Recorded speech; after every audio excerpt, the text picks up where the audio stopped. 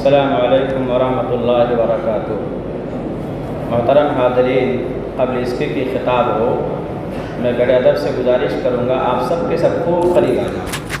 یہ میری آپ سے ادب سے گزارش ہے کہ آپ خوب قریب آ جاؤ تاکہ باہر رہنے والے عذر پیش نہ کر سکے، جگہ تنگ ہے۔ آپ خوب قریب آ جاؤ، آپ مومن بھائی ہو، اور یہ آپ اگر میری آواز پہ لبیک کہہ کر آگے آ جا رہے ہو تو آج کے مجلس کی کامیابی کی بہت بڑی دلیل مانی جائے گی، اس لیے آپ ایک دم سے قریب آ جاؤ۔ اور پروگرام بار بار نہیں ہوتے ہیں، ہماری انتظامیہ کمیٹی کا کہنا یہ ہے کہ یہ موقع بار بار نہیں ملتے ہیں، اس لیے پروگرام جاری رکھا جائے، نماز تاخیر سے پڑھ لی جائے گی، اور کھانے کا نظر الحمدللہ ہوا ہے، بھیڑ مناسب آئی ہے۔ آپ سب تھوڑا سا بہرحال صبر کا دامن تھامیں، اور میں پھر ادب سے گزارش کروں گا آپ لوگ اتنا قریب آ جاؤ کہ پیچھے کھڑے رہنے والے لوگوں کو عذر نہ محسوس ہو کہ جگہ خالی نہیں ہے۔ ان الحمد للہ نحمدہ ونستعینہ ونستغفرہ ونعوذ باللہ من شرور انفسنا من سیئات اعمالنا من یہدہ اللہ فلا مضل لہ ومن یضلل فلا ہادی لہ واشہد ان لا الہ الا اللہ وحدہ لا شریک لہ واشہد ان محمدا عبدہ ورسولہ اما بعد فإن خیر الحدیث کتاب اللہ وخیر الہدی ہدی محمد صلی اللہ علیہ وسلم وشر الامور محدثاتها وكل محدثة بدعة وكل بدعة ضلالة وكل ضلالة في النار۔ اعوذ باللہ من الشیطان الرجیم، بسم اللہ الرحمن الرحیم۔ شہد اللہ انہ لا الہ الا ہو والملائکۃ اولی العلم قائما بالقسط لا الہ الا ہو العزیز الحکیم۔ وقال النبی صلی اللہ علیہ وسلم من یرد اللہ خیرا یفقہہ فی الدین وان معنا قاسم واللہ یعطی۔ محترم حاضرین، خطبہ مسنونہ کے بعد، قرآن و سنت کے نصوص کے پیش کرنے کے بعد، عنوان کے تعلق سے مولانا محترم نے کہا علم شرعی کی ضرورت اور اہمیت۔ یقیناً ابھی تک جتنے سارے خطابات ہوئے ہیں، باقاعدہ شرعی میٹنگ ہوئی، شہری میٹنگ ہوئی، اس میں عناوین کا انتخاب ہوا۔ گزشتہ سال عنوان دیا گیا تھا اسلامی مدارس ایک ضرورت اور اس کی اہمیت، اس پر بھی میں نے ہی خطاب کیا تھا۔ لیکن ایک سوال میرے ذہن میں ابھی کھٹکا جب شیخ محمد عارف صاحب مدنی حفظہ اللہ خطاب کر رہے تھے کہ یہاں میرے عنوان کو اس طرح بنایا جاتا علم شرع کی ضرورت کیوں؟ شریعت کے علم کی ضرورت اب کیوں ہے؟ کیا پہلے سے نہیں تھی؟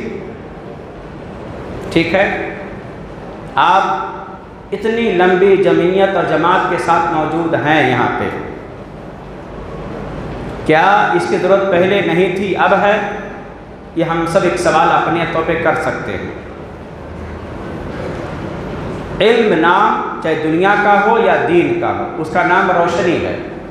علم جس کا تعلق دنیا سے ہو یا دین سے ہو، اس کا نام روشنی سے ہے۔ ابھی چند لمحے کے لیے ہماری یہ لائٹ بند ہو جائے، سب اندھیرے میں آ جائیں گے، اور اندھیرے میں آ جانے کے بعد ہماری آپ کی حالت یہ ہو جائے گی کہ بغل کا پڑوسی بھی ہمیں نہیں معلوم ہوگا کہ کون ہے۔ لہذا جب دنیاوی علوم کی یہ حالت ہے تو شرعی علوم جو ہمارے دنیا اور دین کے ترقی کے ذریعے ہیں، ان کی ضرورت ہمیشہ سے ہے اور رہی ہے، لیکن مزاج بدلتا گیا۔ ابھی میں نے اپنے جمعہ کے خطبے میں یہ بات کہی کہ ہم اب پروگرام میں کچھ تبدیلی لائیں، ہم آپ کو پروگرام سنا کر کے چلتے بنتے ہیں اور آپ کو چلاتے بنتے ہیں، کوئی قول و قرار کا ماحول نہیں بن پاتا ہے۔ مجھے جس عنوان پہ گفتگو کرنے کا موقع دیا ہے آپ اسی دارالعلوم اہل حدیث کیمپس میں بیٹھے ہو، ہماری مائیں بھی موجود ہیں۔ جب بچہ شرارتی ہوتا ہے، گھر کی بات نہیں مانتا ہے، تو بچے کو ڈرایا جاتا ہے کہ اگر تو بات نہیں مانے گا تو چوکھا مدرسے میں تجھے بیٹھا دوں گی۔ کہ دلیل کیا بنی کہ ہم نے اس مدرسے اس نگاہ سے دیکھا ہے۔ میں اس عنوان کے تیاری میں سن 77 کے شمارے کو مکمل پڑھا ہوں، جس کو مولانا عبدالرؤف سبزنگ رحمہ اللہ نے 6 قسطوں میں لکھا ہے۔ لیکن کل صحت تھوڑی سی میری خراب ہو گئی، بلڈ پریشر ہائی ہو گیا، اس ناطے مولانا محترم سے میں نے کہا یہ بات آپ جو ہے اپنے طور پہ کہیے گا، مجھے موقع تھوڑا دیجیے گا۔ لیکن واقعتاً بھیڑ عصر کے بعد آنے کے بعد محسوس ہوئی کہ اس بھیڑ کا فائدہ اٹھانا چاہیے، ان کے دلوں کو گرمانا چاہیے، ان کے احساس کو بیدار کرنا چاہیے، اور یہاں سے کچھ عہد لے کر اٹھیں۔ اس کے اظہار کے لیے میں ایک شعر پڑھتا ہوں، یہ شعر میرے تقریر کا خلاصہ ہوگا۔ بیرون در بھی دشمن، خدام گھر بھی دشمن، بیرون در بھی دشمن، خدام گھر بھی دشمن، ہے شور ہر طرف سے اسلام کو مٹاؤ۔ مسلمانوں، کیا یہ نعرہ پوری دنیا میں ہے کہ نہیں ہے؟ انفرادی انداز پہ، اجتماعی انداز پہ میری بات کی آواز پہ آپ لبیک کہیں گے کہ نہیں کہیں گے؟ مسلمان تو کیا ہے؟ یہ امت روایات میں کھو گئی، یہ امت روایات میں کھو گئی، حقیقت خرافات میں کھو گئی، یہ امت روایات میں کھو گئی، حقیقت خرافات میں کھو گئی۔ بجھی عشق کی آگ ادھیر ہے، مسلمان نہیں راکھ کی ڈھیر ہے، مسلمان نہیں راکھ کی ڈھیر ہے۔ یہ ہماری کیفیت ہے۔ اب تیسری بات، یہ میری سب تمہید ابھی ہو رہی ہے۔ تیسری بات، یہاں جتنے لوگ بیٹھے ہیں جن کے دل میں اسلام کا درد ہے، جو کچھ کر گزرنے کا جذبہ رکھتے ہیں، جو سماج کو دینی ماحول میں ڈھالنے کی کوشش کرنا چاہتے ہیں، ان کے لیے میرا شعر ہے، خزاں دیدہ چمن ہے بس آخری عارضی تم ہو۔ خزاں دیدہ چمن ہے بس آخری عارضی تم ہو۔ جب ہماری جماعت کے اندر، ہماری مسلم برادری کے اندر جب بے دینی کا ماحول اتنا بڑھ چکا ہو، تو جن کے دل میں دین کا درد ہے ان کی فکر اور بڑھ جانی چاہیے۔ کیا میں نے غلط کہا؟ اب میں اپنے عنوان کی وضاحت کے لیے سورہ آل عمران کی جو آیت پڑھا ہوں، یہ بتلانے کے لیے کہ اللہ رب العالمین اپنی وحدانیت کی گواہی میں فرشتوں کو شامل کر رہا ہے اپنے ساتھ، اور اہل علم کو شامل کر رہا ہے۔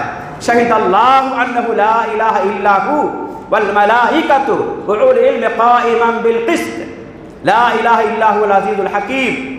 اللہ گواہ ہے، فرشتے گواہ ہیں، اہل علم گواہ ہیں کہ اللہ کے علاوہ کوئی معبود برحق ہے ہی نہیں، غالب حکمت والا کے علاوہ کوئی معبود برحق نہیں۔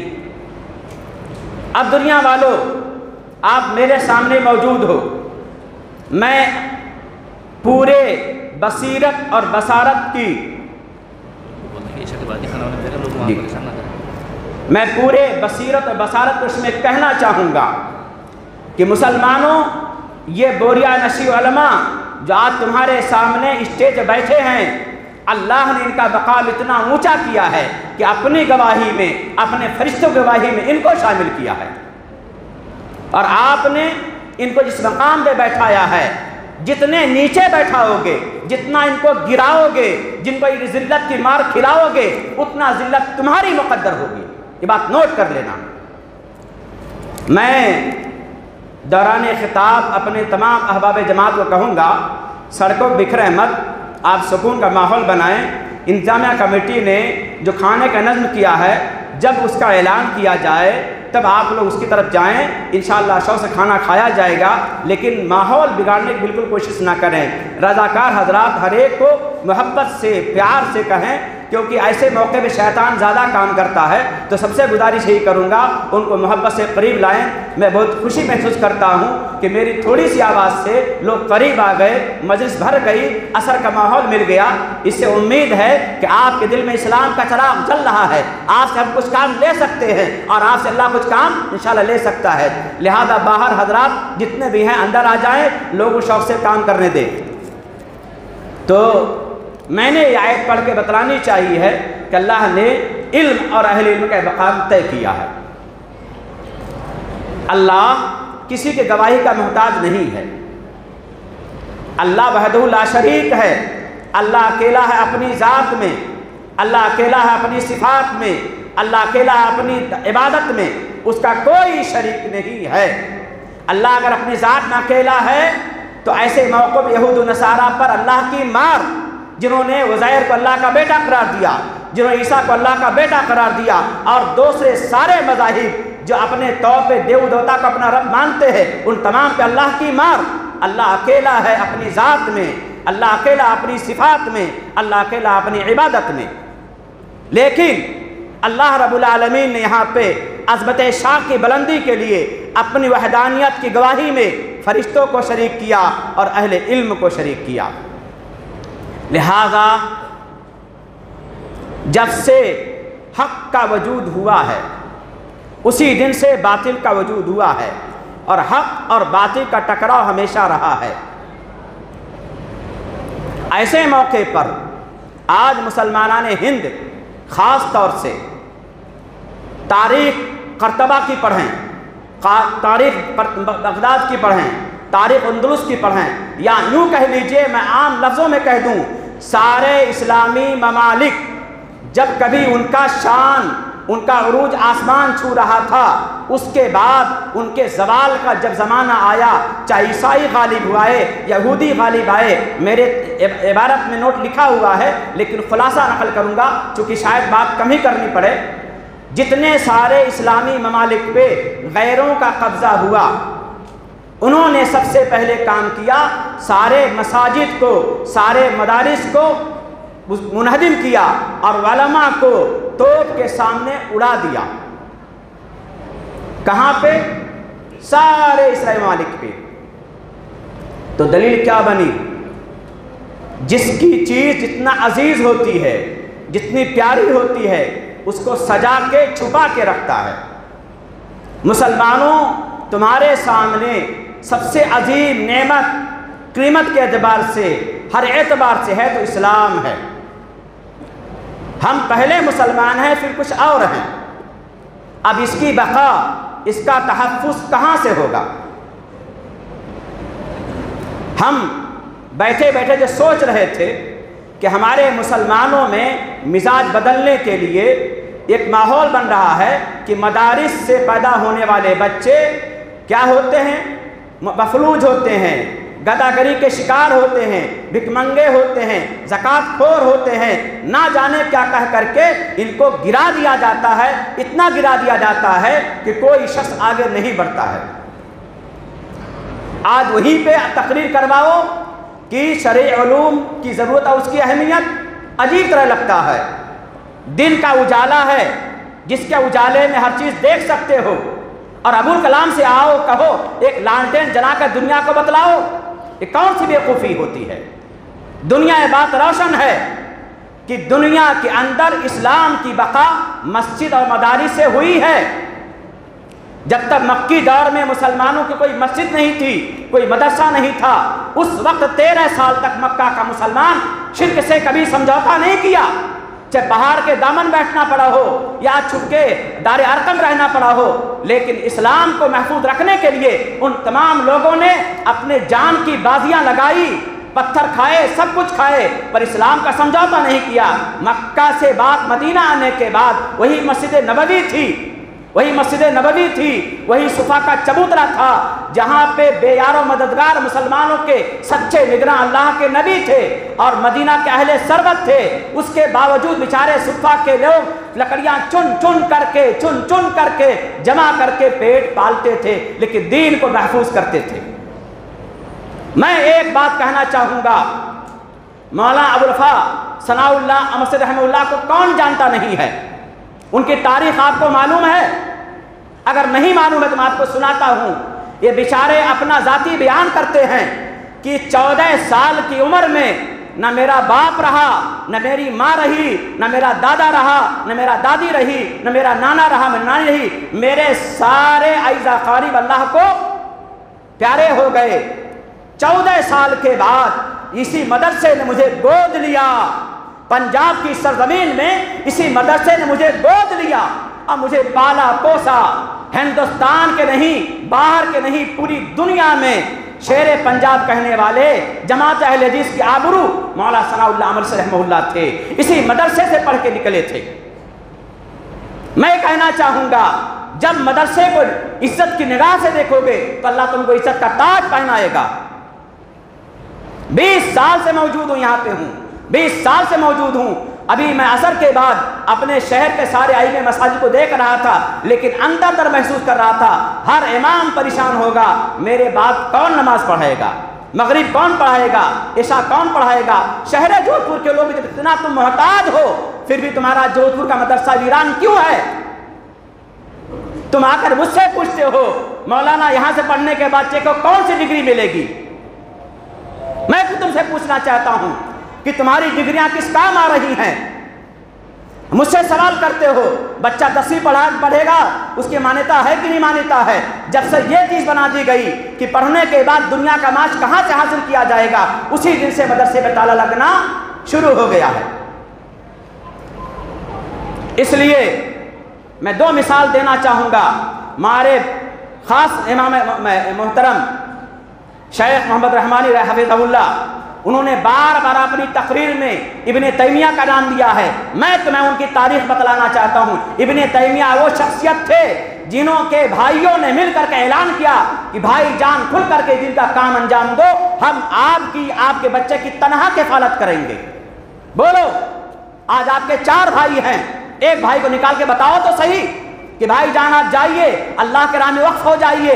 اور جس کے خطاب کو میں آپ کے سامنے بیان کرتا ہوں، مولانا عبدالرؤف جھنڈا نگری رحمہ اللہ، جھنڈا نگر کے اصل نہیں تھے، اصل انڈیا کے تھے، لیکن آپ کے والد محترم مولانا منت اللہ صاحب نے اپنے بچوں کا جو وراثت کا بٹوارا کیا تو اللہ کی راہ میں اپنے بیٹے عبدالرؤف کو وقف کیا کہ بیٹا آج کی تاریخ کے بعد تو ایک دانہ مدرسے کا کھانا نہیں کھائے گا، ہم تجھ کو اللہ راہ میں وقف کرتے ہیں۔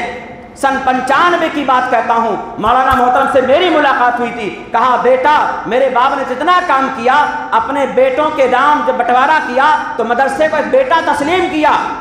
300 بیگھہ زمین اگر میرے بھائیوں کے پاس ہے تو الحمدللہ آج جھنڈا نگر مدرسے کو بھی 3 بیگھہ زمین موجود ہے۔ آپ کیا بات کرتے ہو جی؟ میرے دل کی آگ لگ رہی ہے اس معنی کر کے کہ کون سی بات ایسا کہہ دوں کہ آپ دین کی آبرو بچانے والے بن جاؤ۔ بیرون در بھی دشمن، خدا میں گھر بھی دشمن ہے، شور ہر طرف سے اسلام کو مٹاؤ۔ آج ایک جاہل ڈاکٹر نہیں ہو سکتا ہے، آج جاہل انجینئر نہیں ہو سکتا ہے، آج جاہل وید نہیں ہو سکتا ہے، لیکن جاہل عالم آپ پاس مل جائے گا۔ جب قریب سے مدرسے کو آپ دیکھو گے تب معلوم ہوگا۔ ایک لمبا زمانہ کھپانے کے بعد میں سن 92 سے لے کر آج 2022 میں بیٹھا ہوں، اندازہ لگاؤ 30 سال سے دین کی خدمت انجام دے رہا ہوں۔ 30 سال سے، اس 30 سال کے زمانے میں ابھی تقریر کر رہا ہوں، ڈر بھی لگتی ہے کہ ہمارے علماء بیٹھے ہیں میری کوئی کمی پکڑ نہ لیں۔ ایک لمبے زمانے کے بعد مفسر ہوتا ہے، ایک لمبے زمانے کے بعد خطیب ہوتا ہے، ایک لمبے زمانے کے بعد مصنف ہوتا ہے۔ آپ نے یہ کہہ دیا، یہ بچے باہر نکل کر کے بھکمنگے ہو جاتے ہیں۔ اللہ وحدہ لا شریک کی قسم کھا کے کہنا چاہتا ہوں، جب تک یہ مزاج بناؤ گے کہ مدرسے کو دنیا سے جوڑو گے، مٹ جاؤ گے، ختم ہو جاؤ گے، تمہاری داستان ختم ہو جائے گی۔ خبردار، کبھی یہ نہیں کہا جائے گا دین کے علم کو دنیا سے جوڑا جائے گا، کبھی نہیں کہا جائے گا۔ یہ میری گفتگو کا ایک طریقے سے تمہیدی انداز کا خطاب تھا۔ دلائل کی روشنی میں پہلی آیت میں نے سورہ آل عمران کی پڑھی، جس میں یہ باریکی بتلائی کہ اللہ رب العالمین نے اہل علم کا مقام اتنا اونچا کیا کہ اپنی گواہی میں ان کو شامل کیا۔ اب دنیا والوں عالم کو زکوٰۃ کھلاؤ اور اپنے باپ کے کپڑے پہنواؤ، آپ جانو، آپ کا ایمان جانے، میں نہیں کچھ کہنا چاہتا ہوں، اپنے مزاج کو بدلنا ہوگا۔ اور میں یہاں یہ بات کہوں تو چوٹ بھی نہ لگے، مجھے کبھی کہا گیا کہ رمضان میں آپ کو ہدیے سناتے نہیں دیے جاتے، کہ مولانا نابینا کو زکوٰۃ دی جاتی ہے، میں بھی اس لائق بن جاؤں تو زکوٰۃ پاؤں؟ یہ کتنے بڑی شرم کی بات ہے۔ میں کہنا چاہوں گا 26 مساجد کے ذمہ داران متولیان حضرات، آپ اپنے ائمہ کی قدر شناسی پہچانو، ان کو پابند کرو، شریعت کی باریکیوں کو پڑھو، شریعت کے باریکیوں پکڑنے کے ساتھ اسلام پہ حملے کیا رہے ہیں اس کے دفاع کرو۔ 10,000 لے لینا ٹیوشن کرتے رہنا، اپنا منصب بھی عالم بھول چکا ہے، میری بات میں تلخی ہو تو معاف کرنا، عالم بھی اپنا منصب بھول چکا بیچارہ کہ مجھے کرنا کیا ہے، اس کو بس ہمیشہ فکر لگی ہے گھر پہ پیسہ دینا ہے، بیوی کا خرچہ دینا ہے، دین کی فکر کہاں ہے؟ 20 سال سے میں خود بیٹھا ہوں، لیکن میں یہ ایک سوچ ہوتی ہے ہندوستان کے تہذیب میں اسلام پہ جب آنچ آئے جواب کون دے؟ جودھپور سے جواب دیا جائے، اس کی میٹنگ ہو، علماء کا تبادلہ خیال ہو، مذاکر علمیہ ہو۔ ہمارے اکابرین نے منصورہ مالیگاؤں میں مذاکر علمیہ قائم کیا تھا، ہمارے اکابرین نے ششادیاں مذاکر علمیہ قائم کیا تھا، پورے ہندوستان کے مسائل کو حل کرنے کے لیے مہینے میں ایک میٹنگ ہوا کرتی تھی۔ جب جماعت کم تھی سارا کام ہو گیا، آج جماعت زیادہ ہے کام کم ہے، اس ناطے کے علماء کو بھی معیشت کا راستہ آپ نے دکھلا دیا۔ اب دوسری آیت جو میری آپ کے سامنے موجود ہے، اللہ رب العالمین نے نبی محترم صلی اللہ علیہ وسلم کو، مولانا بتا دیجیے گا ٹائم بھائی، اللہ نے فرمایا اے نبی اپنے رب سے دعا کیجئے۔ کیا دعا کیجئے؟ اے اللہ میرے علم کو بڑھا دے۔ وہ کون سا علم ہے؟ اپنا سوال بناؤ جواب کے اندر میں، وہ کون سا علم ہے؟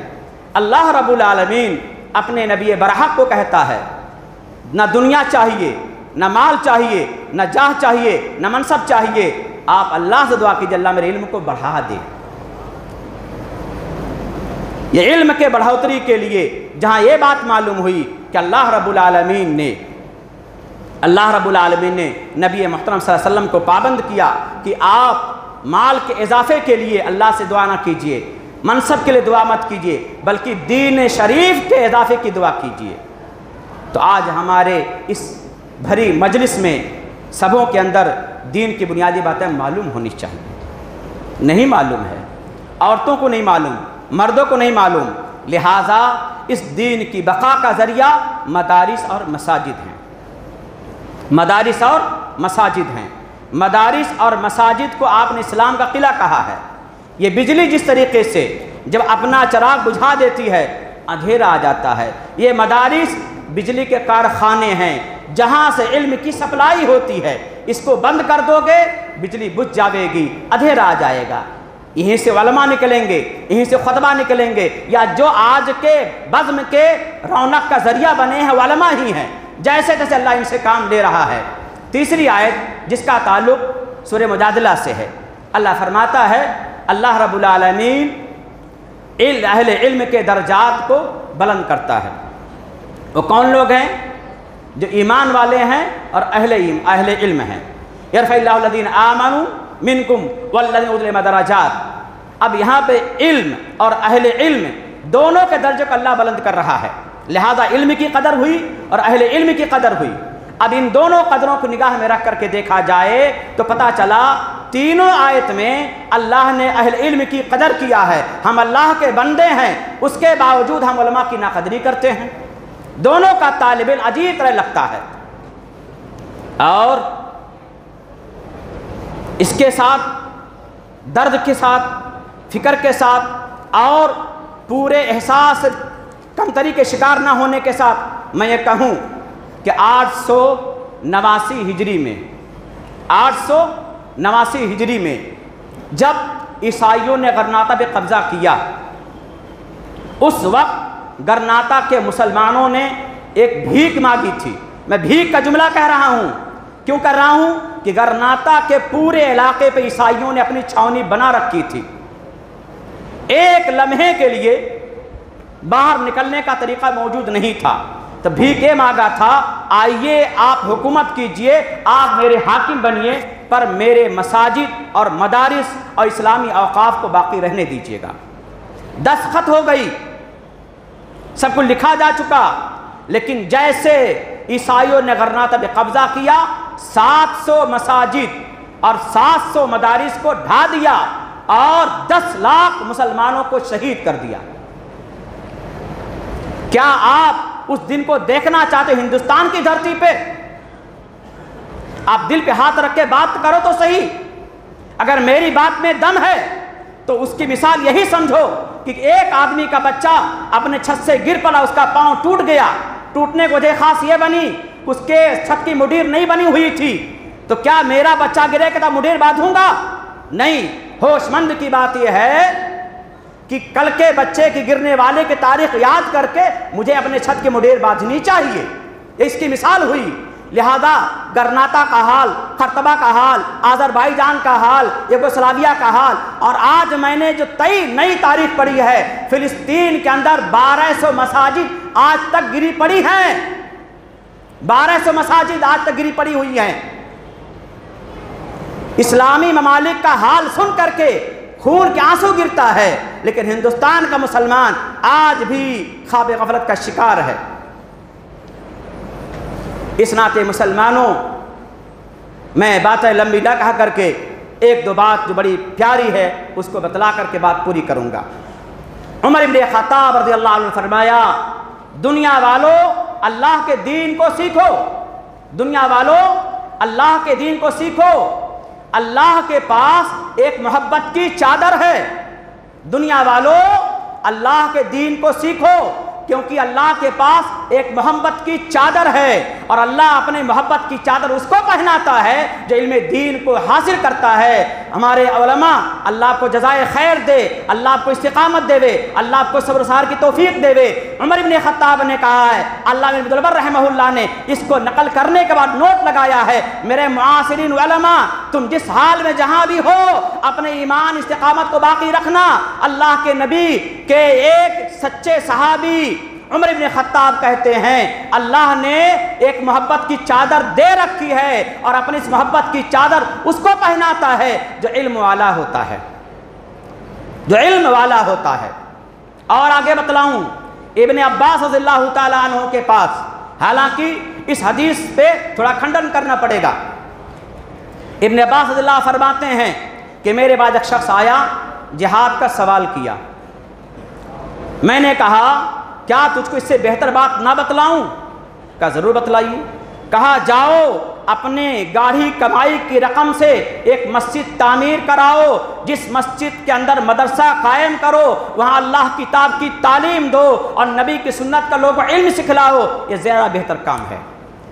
اب کوئی لوگ اس حدیث کا دوسرا معنی لیں، میں کہنا چاہوں گا جب جنگ جہاد کی ایسی ہو جس میں سارے مسلمانوں کی شرکت ہو، اس کا دوسرا معاملہ ہے، لیکن جہاں چند لوگوں سے چلے جانے کے بعد کام بن جائے، یہ حدیث یہاں کام کرتی ہے۔ لہذا آج کے بعد آپ کے اس شہر کے اندر اگر مسجد کے ساتھ مقطع مرسم نہیں قائم ہے، اور بچے جو نسل کی ہماری تیار ہو رہی ہے ان کی فکر نہیں ہے، تو ہمارا وجود اس دھرتی پہ اللہ کی نگاہیں بڑا معیوب ہے۔ اب آگے درد دل کہنے کے لیے بات ضرور کہنا چاہوں گا۔ ابن مسعود رضی اللہ تعالی عنہ کوفہ کی جامع مسجد میں کھڑے ہیں، ممبر پہ کھڑے ہو کر اعلان کرتے ہیں، میں تحدیث نعمت کے طور پر کہہ رہا ہوں، اے دنیا والو، میں اللہ تعالیٰ جو نعمت دی اس کو بیان کر کے اللہ کو راضی کرنے کے اعتبار سے کہہ رہا ہوں، میرا دکھاوا ریاکاری نہیں ہے، کہ مجھے یہ بات معلوم ہے کہ قرآن سی کون سی آیت، قرآن کی کون سی صورت کہاں کب کس موقع پر نازل ہوئی، مجھے اچھی طریقے سے معلوم ہے۔ دنیا والو تم گواہ رہنا، مجھے بات معلوم ہے کہ قرآن کی کون سی آیت، کون سی حدیث کہاں کب کس کا موقع پر نازل ہوئی، مجھے اچھی طریقے سے یاد ہے۔ لیکن اگر مجھے معلوم ہو جائے کہ دنیا کے کسی گوشے میں کوئی صاحب علم ایسا موجود ہے جو مجھ سے زیادہ کسی دین کی باریکی کو جانتا ہے، تو میں چل کے وہاں جاؤں گا، شرط یہ ہے کہ میرے گھوڑے اونٹ کو جانے کا وہاں راستہ موجود ہو۔ علم کی طلب ہے۔ آپ کا بچہ قرآن ختم کر لیا، صحیح تلفظ بھی نہیں سے ہوا، میرا بچہ ختم کر چکا، اس کے بعد حالات کیا ہیں؟ وہ بچہ شرابی بھی ہو چکا، وہ بچہ کبابی بھی ہو چکا، دین کا بیگانہ بھی ہو گیا، ماں باپ کی ذات کا والے جان بن چکا، اور آج صورتحال کی نزاکت جس موڑ پہ پہنچ چکی ہے، دلیل ہے بچوں کو، بچیوں کے ماں باپ کے حقوق بتلائے جائیں، بچوں کا یہ طریقہ بتلایا جائے، بیٹا آپ پہلے مسلمان ہو، اللہ کے رحمت کے سائے میں ہو، یہ آسمان اللہ کا، یہ زمین اللہ کی، تم اللہ کے بندو ہو، باغی بن کے رہ نہیں سکتے ہو، یہ ضرورت ہے بتلانے کی۔ دوستو، میں آخری بات کہہ کر کے مزید آپ سے زیادہ وقت نہیں لوں گا، شاید ہماری بات لمبی بھی ہو رہی ہے اور آپ کو بہرحال تاخیر ہو رہی ہے، لیکن حضرت سلید رضی اللہ تعالیٰ عنہ نے جو اپنا درد بیان کیا اس کو سن لیجئے۔ حضرت سلید فرماتے ہیں کہ اللہ کے نبی صلی اللہ علیہ وسلم نے مجھے ایک باغ دیا کہ سلید لے جاؤ، اس باغ کی نگہبانی کرتے رہنا، اس کے پھل کو اپنے پاس رکھنا۔ سلید فرماتے ہیں میں صبح سے شام تک باغ میں رہتا، کام کاج کرتا، جب ساتھیوں کے ساتھ نماز پڑھتا، ساتھی کہتے کہ اللہ کے لیے فلاں مسئلہ بتایا، فلاں مسئلہ بتایا، فلاں مسئلہ بتایا، تو میں اندر اندر کوسنے لگا۔ اس کے بعد میری ضمیر نے گوارا نہیں کیا، سلید تو نے کون سا سودا کر لیا ہے؟ تجھ کو نبی کی صحبت سے محرومی ہو گئی، تجھے نبی کے بیان سننے سے محرومی کا موقع مل گیا، اس سے بڑی محرومی اور کیا ہوگی؟ تو اپنے آپ کو اللہ کا کیا جواب دے گا؟